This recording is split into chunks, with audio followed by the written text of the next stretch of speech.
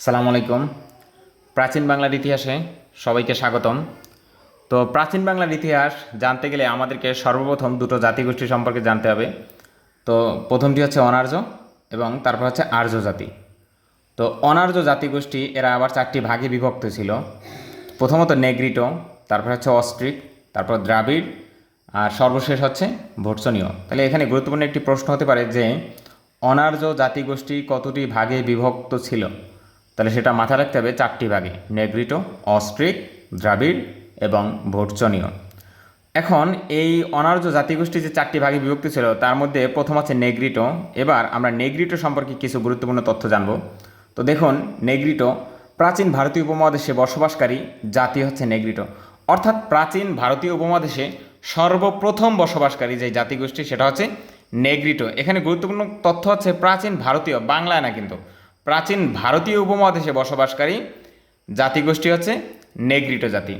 আজ থেকে প্রায় 20,000 বছর পূর্বে নেগ্রিটো জাতিগোষ্ঠী আফ্রিকার ইথিওপিয়া এবং সুদান থেকে আগমন করে। এই তথ্যটা মনে রাখতে হবে যে প্রাচীন ভারতীয় যে নেগ্রিটো জাতিগোষ্ঠী সর্বপ্রথম বসবাস শুরু করে, এই নেগ্রিটো জাতিগোষ্ঠী কোথা থেকে আসছে? ইথিওপিয়া এবং সুদান থেকে। এরপরে হচ্ছে অস্ট্রিক। প্রাচীন বাংলার প্রথম জাতিগোষ্ঠী হচ্ছে অস্ট্রিক। তো এখানে গুরুত্বপূর্ণ হচ্ছে প্রাচীন বাংলার, ভারতীয় না, প্রাচীন ভারতীয় উপমহাদেশে সর্বপ্রথম বসবাসকারী জাতি হচ্ছে নেগ্রিটো, আর প্রাচীন বাংলার প্রথম জাতিগোষ্ঠী হচ্ছে অস্ট্রিক।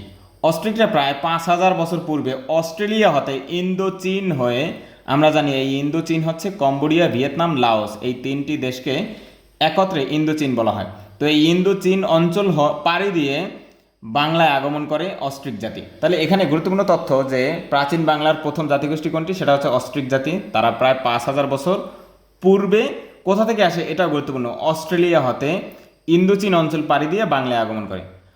অস্ট্রিকরা প্রোটো অস্ট্রালয়েড নামেও পরিচিত, প্রোটো অস্ট্রালয়েড বা নিষাদ নামেও পরিচিত।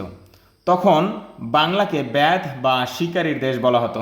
তো এখানে একটা কথা যে এই অস্ট্রিকরা নাকি প্রচুর পরিমাণে পাখি শিকার করতো, এটাকেই ব্যাধ বা এই যে শিকারীর দেশ বলা হতো। ঠিক আছে, এই ব্যাধ মানে হচ্ছে পাখি শিকারী। তো তারা শিকার করতো বিধায় তখন ব্যাধ বা শিকারীর দেশ বলা হতো।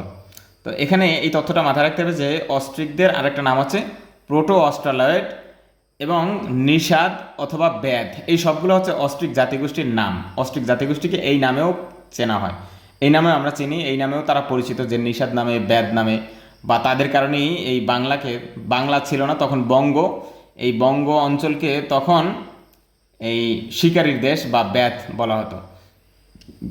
এরপর আমরা জানব দ্রাবিড়। দ্রাবিড়গণ প্রায় 4,000 বছর পূর্বে সিন্ধু নদের তীরে বসতি স্থাপন করে। তারা সিন্ধু সভ্যতা গড়ে তোলে। এই তথ্যটা অনেকবার বিভিন্ন কম্পিটিশন পরীক্ষাতে আসছে যে সিন্ধু সভ্যতা কারা গড়ে তোলে। এই সিন্ধু সভ্যতা গড়ে তোলে দ্রাবিড়গণ।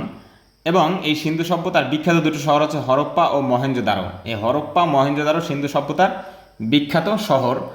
আমরা সবাই জানি যে সিন্ধু সভ্যতার প্রায় 2,000-এর মতন শহর খুঁজে পাওয়া গেছে। এরপর আমরা জানব ভোটচনীয় বা অথবা মঙ্গোলীয় সম্পর্কে। বর্তমান পাহাড়ি অঞ্চলের যে ক্ষুদ্র নৃগোষ্ঠী রয়েছে, এই পাহাড়ি অঞ্চলের ক্ষুদ্র নৃগোষ্ঠীগণ হচ্ছে এই ভোটচনীয় বা মঙ্গোলীয়। ঠিক আছে, এরা মঙ্গোলিয়া থেকে আসছে, সাঁওতাল, ভিল, গারো, এই সমস্ত ক্ষুদ্র নৃগোষ্ঠী। তাহলে এই হচ্ছে চারটা নৃগোষ্ঠী, চারটা প্রাচীন বাংলায় বসবাসকারী যে অনার্য জাতিগোষ্ঠী, তারা চারটি ভাগে বিভক্ত ছিল। ঠিক আছে, প্রথম ছিল নেগ্রিটো, তারপরে অস্ট্রিক, তারপরে দ্রাবিড়, তারপরে ভোটচনীয়। তাহলে এই প্রাচীন বাংলায় যে অনার্য জাতিগোষ্ঠী আসে তার মধ্যে সর্বশেষ হচ্ছে ভোটচনীয় বা মঙ্গোলীয়। এরপরে আসবে আর্য জাতি। আর্য জাতিগোষ্ঠী, আর্য জাতি বাংলায় আগমন করে ইরান থেকে। আজ থেকে প্রায় আজ থেকে না, খ্রিস্টপূর্ব 1500 খ্রিস্টপূর্ব 1500 খ্রিস্টপূর্বে তারা আগমন করে। ধর্মীয়ভাবে তারা ছিল সনাতনী, অর্থাৎ সনাতন ধর্মে, এবং তাদের ধর্মগ্রন্থ ছিল বেদ।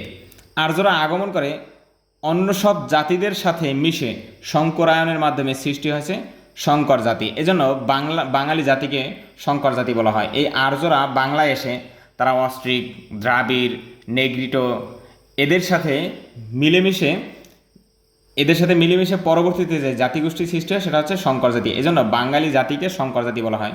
তবে গুরুত্বপূর্ণ হচ্ছে বাঙালি জাতিকে সংকর জাতি বললেও এই বাঙালি জাতির প্রধান ধারাটা অস্ট্রিক জাতি থেকে আসছে, আমরা সবাই জানি। এরপরে গুরুত্বপূর্ণ কিছু তথ্য দেখুন। বঙ্গ শব্দটি সর্বপ্রথম পাওয়া যায় ঋগ্বেদের ঐত্রেয় আরণ্যক গ্রন্থে। গুরুত্বপূর্ণ তথ্য, বঙ্গ শব্দটি সর্বপ্রথম পাওয়া যায় কোন গ্রন্থে? সেটা হচ্ছে ঋগ্বেদের ঐত্রেয় আরণ্যক গ্রন্থে। আর বাংলা শব্দটি সর্বপ্রথম পাওয়া যায় আবুল ফজলের আইনি আকবরী গ্রন্থে। এরপর হচ্ছে বাঙালি জাতির প্রধান অংশ, এই তথ্যটা এটা আমি আগেই বলেছি, বাঙালি জাতির প্রধান অংশ গড়ে উঠেছে অস্ট্রিক থেকে।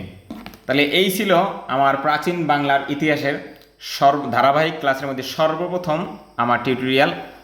তো ভিডিওটি যাদের ভালো লাগবে অবশ্যই একটি লাইক দিবেন এবং চ্যানেলটিকে সাবস্ক্রাইব করবেন।